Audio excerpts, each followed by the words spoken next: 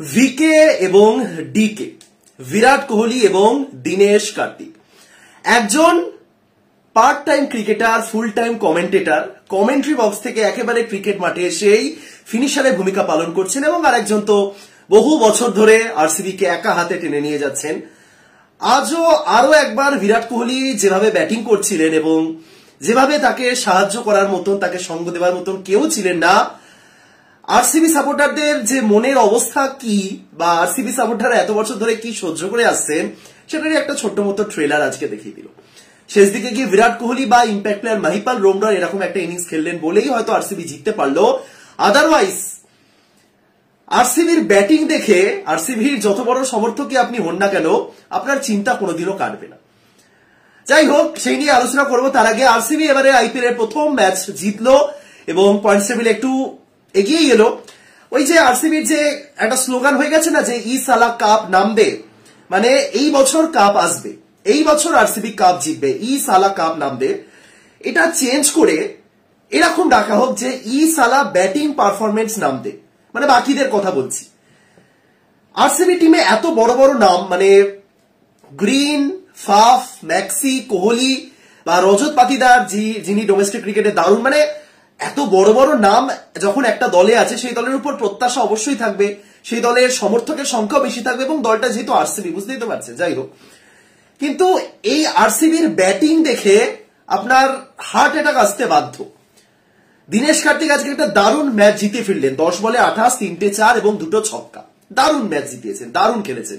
হর্ষদীপ সিংকে যেভাবে হেলায় ছক্কাগুলো মারলেন, যেভাবে ঠান্ডা মাথায় ম্যাচ ফিনিশ করে এলেন, এবং ম্যাচ জেতানোর পর যেভাবে একেবারে কাম কুল, ঠিক আছে, ইজি, এরকম ম্যাচ তো ইজি জেতানো যায়, ভালো লাগলো। কিন্তু তিনি নিজেও জানেন যে কিরকম সিচুয়েশন ছিল তার আগে, তারই সতীর্থরা কি জায়গাতে ম্যাচটা ছেড়ে দিয়ে এসেছিলেন। আমি যদি শুরু থেকে শুরু করি, আরসিবির ব্যাটিং দিয়ে শুরু করছি। বিরাট কোহলি আজকে 49 বলে 77 রানে ইনিংস খেলেছেন, দারুণ। বিরাট কোহলি ইনিংসটাকে যতই প্রশংসা করবো ততই কম হবে, 11টা 4 এবং 2টো ছক্কা। বিরাট কোহলি যখন 33 রানের মাথায় ব্যাটিং করছিলেন, সেই সময় বিরাট কোহলি 8টা 4 মেরেছিলেন, মানে 33 রানের মধ্যে 32টা রান বিরাট কোহলির এসেছিল বাউন্ডারি থেকে, যেটা সাধারণত দেখা যায় না, খুব রেয়ার। কিন্তু বিরাট কোহলির ব্যাটে বলে খুব ভালো টাচ আজকে হচ্ছিল, ঠিক আছে। একটা কথা যেটা একদম সেই মানে আমাদের ছোটবেলায় একেবারে মানে পাঠ্য বইতে লেখা থাকে না, যে জিনিসগুলো শিখে আমরা আমাদের পড়াশোনা শুরু করি, সেরকমই একটা কথা ক্রিকেটারদের শেখানো উচিত যারা বিরাট কোহলির এগেনস্টে খেলতে আসেন, যে বিরাট কোহলির ক্যাচ তুমি মিস করছো মানে বিরাট কোহলি তোমার হাত থেকে ম্যাচটা বার করে নিয়ে যাবে। এটা একদম চিরন্তন সত্য যাকে বলে।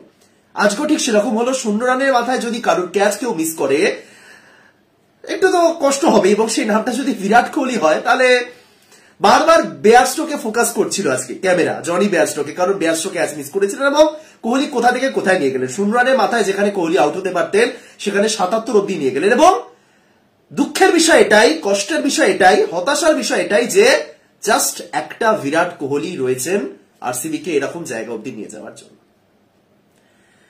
49 বলে 77, এবং তার সাথে যারা ব্যাটিং করেছে, আপনি দেখুন কোহলির সাথে যারা যারা ব্যাটিং করেছে তাদের ব্যাটিং পারফরমেন্সটা দেখুন, তাদের স্ট্রাইক রেটটা দেখুন, তাদের ইনিংসটা কিভাবে তারা এগিয়ে নিয়ে গেছে সেটা দেখুন। ফাফ ডু প্লেসি 7 বলে 3 রান করে আউট হয়েছেন, ক্যামেরন গ্রিন 5 বলে 3 রান করে আউট হয়েছেন, রজত পাতিদার 18 বলে 18, ম্যাক্সি 5 বলে 3, অনুজ রাবাত 14 বলে 11। এই ব্যাটাররা বিরাট কোহলির সাথে ব্যাটিং করেছে, তাহলে কোহলির উপর চাপটা কি থাকবে না? আপনারা বলুন। বিরাট কোহলি যে জায়গাতে আউট হলেন, বিরাট কোহলি, অনেকেই কোহলিকে দোষ দিতে পারে যে একাই তো তিনি ভালো খেলছিলেন, তিনি ওই জায়গাতে ওরকম শট মেরে কেন আউট হলেন, তিনি শেষ পর্যন্ত টিকে থাকতে পারতেন।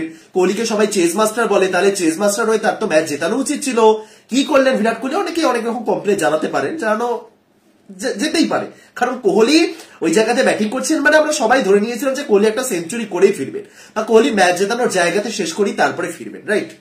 কিন্তু সিচুয়েশনটা ভাবো, একজন ব্যাটার যিনি ওপেনিং করতে এসেছেন, যিনি একা খেলে যাচ্ছেন, একাই তিনি মারছেন, একাই তিনি ছন্দে রয়েছেন, এবং তার সাথে যারা ব্যাটিং করছেন তারা না মারতে পারছেন, না স্ট্রাইক রোটেট করতে পারছেন, না কেউ 100-র উপর স্ট্রাইক রেটে ব্যাটিং করেছেন। ফাফের 42, গ্রিনের 60, ম্যাক্সির 60, অনুজ রাবাতের 78 এবং রজত পাতিদারের 100 স্ট্রাইক রেট, তাও কখন? যখন তিনি 18টা বল খেলবেন। মানে একজন ব্যাটারের উপর যে কতটা পরিমাণ চাপ বাড়তে পারে এরকম সিচুয়েশনে কি বলবো। নামটা বিরাট কোহলি বলে হয়তো 77 অব্দি উঠলো, আদারওয়াইজ হাফ সেঞ্চুরি করা মুশকিল হয়ে পড়তো, একা তিনি খেলে গেলেন। মানে যে কোনো ব্যাটার, অপোনেন্টে যত বড় ব্যাটারই হন না কেন, আমি কারোর ব্যাটিং অ্যাবিলিটি নিয়ে প্রশ্ন তুলছি না, বাট মানে দিনের পর দিন সেম জিনিসটাই হয়ে যাচ্ছে কোহলির সঙ্গে, এটাই হলো প্রশ্ন, এটাই হলো চিন্তার বিষয়। কোহলি ভালো খেলছেন, খুব ভালো খেলছেন, সবাই জানেন যে কোহলি ওই জায়গাতে দায়িত্ব নিয়ে শেষ পর্যন্ত ম্যাচটা জিতিয়ে আসতে পারবেন এবং কোহলিকে সেটাই করতে হবে। কোহলি নিজেও জানেন, কোহলির সাথে যতজন ব্যাটার খেলছেন প্রত্যেকেই জানে, কিন্তু তা সত্ত্বেও তাদের অ্যাপ্রোচ কিন্তু বদলানো না, তারা ঠিক ওভাবেই খেলে গেলেন এবং তারা কোহলির উপর জাস্ট চাপ বাড়ালেন। কোহলি যে জায়গাতে আউট হলেন না, জাস্ট একটা চাপের মানে নিজের উপর সমস্ত চাপটা নিয়ে নিয়েছেন, ওই জায়গা থেকে একটা বড় শট হচ্ছিল না। এই কোহলির সাথে যারা ব্যাটিং করেছেন তার মধ্যে রজত পাতিদার একটা 4 এবং একটা 6 মেরেছেন, অনুজরাবাদ একটা 4 মেরেছেন। কোহলির বাকি পার্টনাররা 3টে মাত্র বাউন্ডারি মারতে পেরেছে সবাই মিলে সম্মিলিত ভাবে। তাহলে কোহলির উপর একটা প্লেয়ারের উপর কি পরিমাণ চাপ এসে পারে বুঝতে পারছেন? ঠিক সেই জিনিসটা আজকে হয়েছিল এবং মারতে গিয়ে আউট হলেন, কিছু তো করার ছিল না, আজকে ইনিংসটা বাড়ছিল ওই জায়গাতে দাঁড়িয়ে। সুতরাং কোহলি জাস্ট একজন ভরসা করার মতন প্লেয়ারকে চাই কোহলি। ফাফ ডু প্লেসি আগের দিন দারুণ খেলেছেন, খুব ভালো খেলেছেন, বাট আজকে সেভাবে ছন্দে ছিলেন না। বাট যাই হোক, গ্রিনকে আরসিবি তো বিশাল টাকাতে নিয়ে এসেছে, মুম্বাই থেকে তারা ট্রেড করে এনেছে ক্যামেরন গ্রিনকে। গ্রিন গত বছর মুম্বাইতে দারুণ খেলেছিলেন, কিন্তু এবছর এবারের আইপিএল এ আরসিবি দলে গ্রিন কতটা মানিয়ে নিতে পারবেন আমি জানি না। মানে এমন বলছি না যে গ্রিনের মধ্যে সেই টেকনিক নেই, অবশ্যই রয়েছে। বেঙ্গালুরু ছোট মাঠ, চিন্নাস্বামীর মাঠে গ্রিন আরো বেটার খেলতে পারবেন, যেটা মুম্বাইতে তিনি খেলে এসেছেন ওয়াংখেড়েতে। কিন্তু আমি এই কারণে গ্রিনের প্রসঙ্গটা তুললাম, কারণ এই আরসিবি দলেই এমন একটা প্লেয়ার বসে আছে ডাগ আউটে, যে কিন্তু যে কোনো দিন যে কোনো দলের প্লেইং 11 ডিজার্ভ করে, উইল জ্যাক্স। উইল জ্যাক্স হয়তো ইন্টারন্যাশনাল সার্কিটে অতটা দারুণ প্লেয়ার নয়, কিন্তু উইল জ্যাক্স ডোমেস্টিকে যে পরিমাণ যেভাবে ব্যাটিং করেছেন, বিশ্বের যে কোনো ফ্রাঞ্চাইজি লিগে আপনি যদি উইল জ্যাক্সের প্রদর্শন দেখেন, প্লাস উইল জ্যাক্স কিন্তু স্পিনার হিসেবেও ভূমিকা নিতে পারেন, স্পিন বোলিংটাও করেন, এবং আপনি উইল জ্যাক্সকে দিয়ে ওপেনিং করান, আপনি উইল জ্যাক্সকে লোয়ার অর্ডারে নামান, মিডিল অর্ডারে নামান, যে কোনো জায়গাতে উইল জ্যাক্স কিন্তু ফিট হয়ে যেতে পারবেন। সেই উইল জ্যাক্স কিন্তু বসে আছেন আরসিবি ডাগ আউটে। এই উইল জ্যাক্স বসে আছেন কারণ ক্যামেরন গ্রিন বা ম্যাক্সির মতন বড় বড় নাম রয়েছে আরসিবি দল। গ্রিন ম্যাক্সি দুজনেই কিন্তু পারফরমেন্স করে দেখাতে পারলেন না। ম্যাক্সি তো আজকে উইকেট তুলেছেন, গ্রিনও উইকেট তুলেছেন, বাট মানে আরসিবিতে তো বোলারদের মানে ছড়াছড়ি, এমন তো নয় যে একটা ভালো অলরাউন্ডার রয়েছেন গ্রিনের বোলিংটাও দরকার, সেই কারণে গ্রিনকে খেলাতে হচ্ছে না। গ্রিন যদি একবার বোলিং নাও করেন আরসিবির কিছু এসে যাবে না। একাধিক পেসার রয়েছেন তাদের কাছে, ইম্প্যাক্ট প্লেয়ার হিসেবে নামানো যেতে পারে, একগাদা বিদেশি পেসার রয়েছে তাদের কাছে, কিচ্ছু হবে না। গ্রিনকে ব্যাট হাতেই পারফরমেন্সটা করতে হবে এবং গ্রিন সেটার জন্যই পরিচিত, তাই না? হ্যাঁ, ইন্টারন্যাশনাল গ্রিন বহুদিন ধরে বাইরে রয়েছে। টি-20 ক্রিকেটের কথা যদি বলি, সেই মেবি গত টি-20 বিশ্বকাপে লাস্ট খেলেছিলেন, মানে ওই সময়টাতে, এক্সাক্ট মনে নেই আমার। তারপরের দিকে তো ওই গ্রিনের জায়গাটাই নেই, কারণ মিচেল মার্শ ওই জায়গাতে চলে এসেছে, মার্কাস স্টোইনিসরা রয়েছে। সুতরাং গ্রিন জাতীয় দলেও নিজের জায়গাটা হারিয়েছেন। এবার যদি জাতীয় দলে তাকে ফিরতে হয়, তাকে কিন্তু মানে ফ্রাঞ্চাইজি লিগগুলোতে ভালো খেলতে হবে এবং গ্রিনের কাছে খুব ভালো সুযোগ। গ্রিন এই আরসিবি দলে রয়েছেন কারণ তিনি বড় নাম, আর কিছুই না। গ্রিন একটা বড় নাম এবং টি-20 তোমার কাছে গ্রিন রয়েছে, তুমি গ্রিনকে খেলাবে না, এরকম হয় নাকি? সেই কারণে গ্রিন খেলছে। গ্রিনকে এটাও মাথায় রাখতে হবে যে উইল জ্যাকসন মতন একটা প্লেয়ার রয়েছেন যিনি কিন্তু মানে খারাপ লাগে, এটাই, আর কিছুই না। একাধিক ভালো প্লেয়ার থাকতেই পারে দলে, সবাইকে তো খেলানো যায় না, কিন্তু উইল জ্যাকসন মতন প্লেয়াররা যখন বসে থাকেন এবং গ্রিন ম্যাক্সির মতো প্লেয়াররা ব্যর্থ হচ্ছেন পরপর, স্টিল উইল জ্যাক সুযোগ পাবে না, কারণ নামটা গ্রিন এবং ম্যাক্সি। খারাপ লাগে।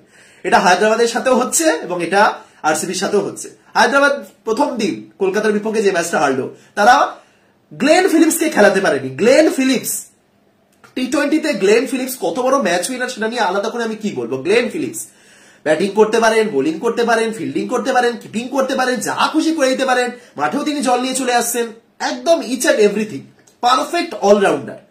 তিনি কিন্তু বাইরে বসে আছে। ট্রাভিস হেড এই বিশ্বকাপের ম্যাচটা তো ছেড়ে দিলাম, বিশ্বকাপের পর যে ভারত অস্ট্রেলিয়ার সাথে সিরিজ খেলেছে, সেই সিরিজে ট্রাভিসের দারুণ ব্যাটিং করেছিলেন ভারতের বিপক্ষে, তিনিও কিন্তু খেলতে পারছেন না, কারণ প্রচুর প্লেয়ার এবং চাইলেই তাদেরকে খেলানো যাবে না, কারণ ক্লাসের মার্ক্রামের মতন প্লেয়ার রয়েছে হায়দ্রাবাদে। বাদ দিলাম হায়দ্রাবাদের কথা, ঠিক সেম আরসিবির ক্ষেত্রে আমি তাই বলবো। উইল জ্যাকসনের মতন প্লেয়ার যখন বসে আছে, উইল জ্যাক্স এবং বিদেশিদের মধ্যে লকি ফার্গুসন বসে আছে, আমি তাও বাদ দিলাম। লকি ফার্গুসন ঠিক আছে, লকি ফার্গুসন মানে টি-20তে লকি ফার্গুসন একদম অপরিহার্য এমনটা আমি বলবো না, তাও যখন তিনি গত বছর আমি গুজরাট টাইটান্সে যখন তিনি খেলেছেন, আসলেই ভালো খেলেছেন। রকি ফার্গুসন গত বছর তো কলকাতায় ছিলেন মেবি, হ্যাঁ, বাট গুজরাটের হয়ে ভালো খেলেছিলেন এবং সেই কারণেই তো আরসিবি তাকে দলে নিয়েছে, তাই না? কিন্তু কিছু করার নেই। তবে সবচেয়ে খারাপ লাগে উইল জ্যাক্সের জন্য, কারণ যাই হোক, তাহলে ক্যামেরন গ্রিন 5 বলে 3, 5 বলে 3-এর ব্যাটার ক্যামেরন গ্রিন একদমই নন, এবং এরকম পারফরমেন্স করতে থাকলে হয়তো এবার আরসিবি কে ভাবতে হবে যে এই প্লেয়ারটাকে কি এবার খেলানো যাবে। জাস্ট তিনি 4 ওভার বোলিং করে, 4 ওভার কোথায় 2 ওভার বোলিং করে আজকে 19 রান দিয়েছে, উইকেট তুলতে পারেননি। এমনও নয় যে তিনি 3-4টে উইকেট তুলে বেরিয়ে যাবেন না। যাই হোক, গ্রিন ভালো প্লেয়ার, ভালো খেলেন, টেস্টে দারুণ খেলেন। আশা করবো নেক্সট ম্যাচগুলোতেও ভালো খেলবেন, কারণ বেকার তুমি কোহলির উপর চাপ বাড়াচ্ছ, আর কিছুই না। বিরাট কোহলি যে জায়গাতে ব্যাটিং করছেন, গ্রিনকে আজকে তো আগে নামানো হলো 3 নম্বরে, ফাফ আউট হয়ে যাওয়ার পর গ্রিনকে নামানো হলো, কারণ ঠিক আছে তোমাকে আরো আগে সুযোগ দেওয়া হলো, তুমি আরো ভালো খেলো। কিন্তু ম্যাক্সি 5 বলে 3, দেখুন ম্যাক্সি অসাধারণ ক্রিকেটার, ম্যাক্সি মারাত্মক ক্রিকেটার, ম্যাক্সির মতো টি20 ক্রিকেটার যিনি 4 নম্বরে নেমে সেঞ্চুরি পর সেঞ্চুরি করতে পারেন, তাকে নিয়ে আলাদা করে কি বলবো।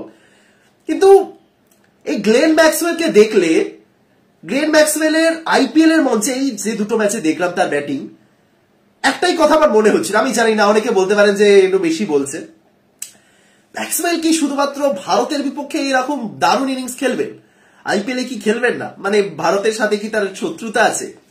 এই কারণে বলছি, কারণ ম্যাক্সওয়েল আমাদের এই অস্ট্রেলিয়ার সঙ্গে টি20 সিরিজ যেটা খেলেছিল ভারত, একদম একটা জেতা ম্যাচ ভারতকে হারিয়ে দিয়েছিলেন একটা দারুণ সেঞ্চুরি করে। ম্যাক্সি সেরকমই প্লেয়ার, অসাধারণ প্লেয়ার, বাট আইপিএল এর মঞ্চে এই যে দুটো ইনিংস খেললেন, দুটো ম্যাচই ভালো প্রদর্শন করতে পারলেন। সুতরাং এইটুকুনি বলবো, ভারতের বিপক্ষে যেরকম খেলছেন, যেরকম ভাবে ভারতীয় সমর্থকদের কষ্ট দিচ্ছেন, একটু খেলুন আরসিবির হয়েও, কোহলির উপর একটু চাপটা কমুক। তাহলে ম্যাক্সি ভালো প্লেয়ার, আগেরবার ভালো খেলেছিলেন, এবারও আশা করি ভালো খেলবেন। বাট আরসিবিও কিন্তু ব্যাটিং অর্ডার নিয়ে কিন্তু এবার শুরু করে দিয়েছে এক্সপেরিমেন্ট।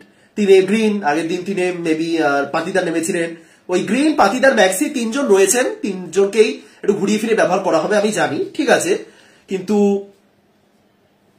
দেখা যাক কি হয়।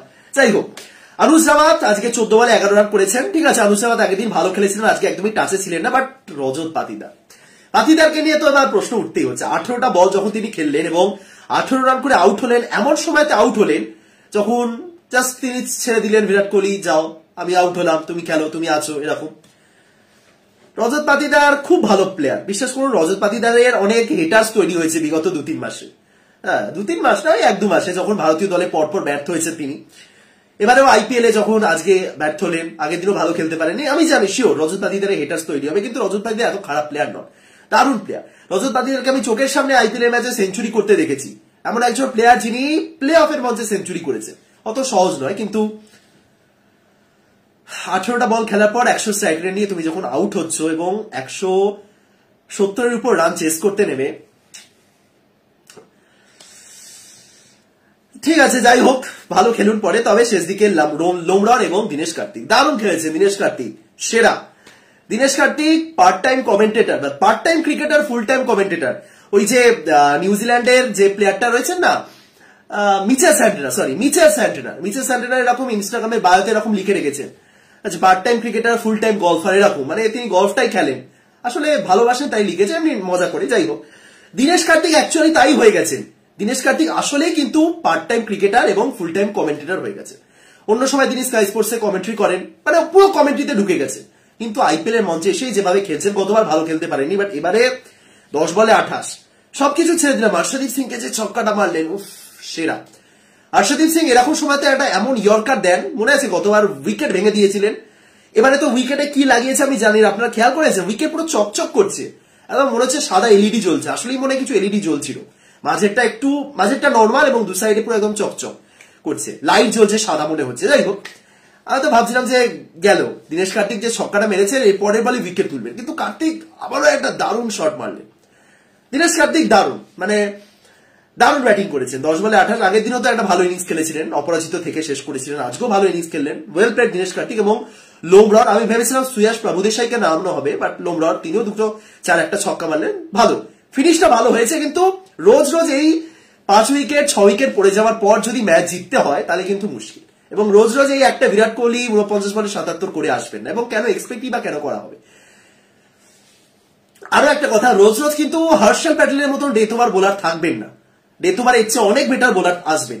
যদি আজ আরসিবির সাথে মুম্বাই ইন্ডিয়ান্সের ম্যাচ হতো, তাহলে মুম্বাই ইন্ডিয়ান্স, বুঝতে পারছেন, একটা জসপ্রীত বুমরা ডেথে বোলিং করতে আসবেন, অতটা কিন্তু সহজ হবে না। সুতরাং যদি আজকে ম্যাচটা হেরে যেত আরসিবি, মানে কি বল, আমার কিছু বলার থাকতো না। যে কোহলি, সত্যি কোহলিকে আপনার বলুন কে ছিলেন, কোহলিকে সঙ্গ দেওয়ার মতো কে ছিলেন? কেউ ছিলেন না, কেউ না। একা খেলে গেলেন, একা লড়ে গেলেন। যাই হোক, ভালো জিতেছে। আমি যদি পাঞ্জাবের ব্যাটিং এর কথা বলি, পাঞ্জাবের ধাওয়ান ভালো খেলেছেন। অ্যাকচুয়ালি পাঞ্জাব এমন একটা দল যে টিম হারলেই বাকি, জিতলেই বাকি, এরকম একটা ব্যাপার। তাদের নিজেদের সমর্থকরা অবশ্যই রয়েছে, কিন্তু পাঞ্জাবের অল ইন্ডিয়া বেস কোনো সাপোর্টার নেই। বা র্যান্ডম আপনি যদি কাউকে জিজ্ঞাসা করেন তুই পাঞ্জাবের সাপোর্টার, তাই না, কেউ বলবেন না। পাঞ্জাবকে কেন সাপোর্ট করবো? পাঞ্জাবকে পাঞ্জাবিরা সাপোর্ট করে, পাঞ্জাব হরিয়ানা ওই জায়গা থেকে সাপোর্টার আছে পাঞ্জাবে। কিন্তু আরসিবি একটা বিশাল দল। আজকেও তো মাঠের মধ্যে একজন ঢুকে পড়েছেন, কোহলিকে জড়িয়ে ধরলেন, কোহলির পা ছুলেন। যাই হোক, পাঞ্জাব 45, শিখর ধাওয়ান 42, তাড়াতাড়ি আউট হলেন, প্রাপসিমরার 25, লিভিংস্টোন 17, স্যাম কারান 23। পাঞ্জাব কিন্তু মোটামুটি ভালোই ব্যাটিং করেছে। আরসিবির বোলারদের যদি প্রশংসা করতে হয় তাহলে কিন্তু আজকে ম্যাক্সি 2 উইকেট তুলেছেন, গুরুত্বপূর্ণ 2 উইকেট, এবং তার সাথে মোহাম্মদ সিরাজ দারুণ কামব্যাক করেছেন। সিরাজ এবং তার সাথে বুমরা, এই দুজনকে দুদিন দেখলাম, দুদিনই দারুণ বোলিং করলেন। ভারতীয় দলের 2 পেসার তো, স্বামীকে আসলে মিস করছি আমি। গুজরাটের স্বামী থাকলে খেলতেন চোট না পেলে। সিরাজ 4 ওভারে 26 রানে 2 উইকেট তুলেছেন। শেষ যে 2 ওভার করলেন, ডেথ ওভারে যে বোলিংটা করলেন সিরাজ, দারুণ। সিরাজকে আরেকটু ডেথে ট্রাই করা যেতে পারে। ভারতীয় দলে দেখুন, এবারে টি20 বিশ্বকাপে তো স্বামী নেই। আমি যদি ভারতের ফিউচারের কথা ভাবি, আমাদের একজন বুমরা রয়েছেন। যদি 3 জন পেসার খেলে সেক্ষেত্রে বুমরা রয়েছেন, তার সাথে সিরাজ থাকবেন এবং অর্শদীপ আমি ধরলাম। এবার যদি অর্শদীপ সিং না খেলেন, যদি আমরা 2 জন পেসার নিয়ে খেলি, তাহলে আমাদের ডেথে বোলিং করার জন্য 2 জন পেসার দরকার, সিরাজ এবং তার সাথে বুমরা। হার্দিক পান্ডিয়াও রয়েছেন, তাকেও বোলিং করানো যেতে পারে। এবার ডেথে হার্দিক পান্ডিয়া করেছেন একটা সময়, তিনি বাংলাদেশের বিপক্ষে 3 বলে 2 রান চেপে বোলিং করে দিয়েছিলেন, সব বহুকাল আগের কথা। সেই হার্দিক পান্ডিয়া বর্তমানে নেই এবং ভরসা হয়তো করাও যাবে না। তাই সিরাজ ভালো অপশন হতে পারে। সিরাজকে যদি আরেকটু ট্রাই করা যেতে পারে, ডেথে রেগুলারলি তৈরি করা যাক। 19তম ওভার তো বুমরা করে দেবেন এরকম সিচুয়েশনে, 20তম ওভার তো একজনকে আসতে হবে, তাই না? এবার অর্শদীপ যদি না খেলেন তাহলে সিরাজের মতন কাউকে রেডি করা হোক। ঠিক আছে, ঠিক আছে, সব ঠিক আছে। বাট আরসিবি এটাই চিন্তায় ফেলে দিচ্ছে যে আরসিবির ব্যাটিং, আরসিবির চিন্তায় ফেলে দিচ্ছে এটাই যে ভরসা দেওয়ার মতন কে আছে, এবং ব্যাটিং নিয়ে কি কোনোদিনও চিন্তা কাটবে না। আজ কোহলি টেনে দিচ্ছেন, কাল যদি কোহলি ব্যর্থ হন তাহলে। যাই হোক, আরসিবি জিতেছে, ভালো, খুব ভালো। কালকে চেন্নাই ভার্সেস গুজরাটের ম্যাচ রয়েছে। আজকে ভিডিওটা এখানে শেষ করছি। আশা করি সবাই ভালো আছেন, ভালো থাকুন, সুস্থ থাকুন। এবং বিরাট কোহলি এই মুহূর্তে তার মাথায় অরেঞ্জ ক্যাপ। কি মনে হচ্ছে আরো একবার কি সর্বোচ্চ রান সংগ্রহ হতে পারবেন তিনি আইপিএল এর মঞ্চে? সেভাবেই কিন্তু খেলছে। আজকে যে টাচগুলো, যে কভার ড্রাইভটা মারলেন, যে পুল শটটা মারলেন, যেভাবে ফ্লিকে বল মারছিলেন, আহা, সেই চেনা বিরাট কোহলি। যারা মনে করছিলেন হবে না, ভয় পাচ্ছেন বিরাট কোহলির দ্বারা হবে না, চলবে না, বিরাট কোহলি এই চলবে না টলবে না ছাড়ুন। এই কয়েকদিন আগে যারা যে নিউজটা বেরিয়েছিল, যে সূত্র মারফত জানা ছিল কোহলিকে টি20 বিশ্বকাপের দল থেকে বাদ দেওয়া হতে পারে, এমনই জানা যাচ্ছে, এমনই তারা ভাবছে। দেখুন আজকে কোহলির ব্যাটিং দেখুন। কেউ যেখানে পারছে না সেখানে একা কোহলি দাঁড়িয়ে গেলেন, একা কোহলি ভরসা দিয়ে গেলেন। এবং আরসিবি যে জিতলো, কোহলির 77 রানের ভূমিকাও রয়েছে অবশ্যই, যেভাবে ব্যাটিং করেছেন। যাই হোক, ভিডিওটা শেষ করছি। আশা করি সবাই ভালো আছেন, ভালো থাকুন। দেখা হচ্ছে পরের ভিডিওতে। তাদের সবাইকে টাটা।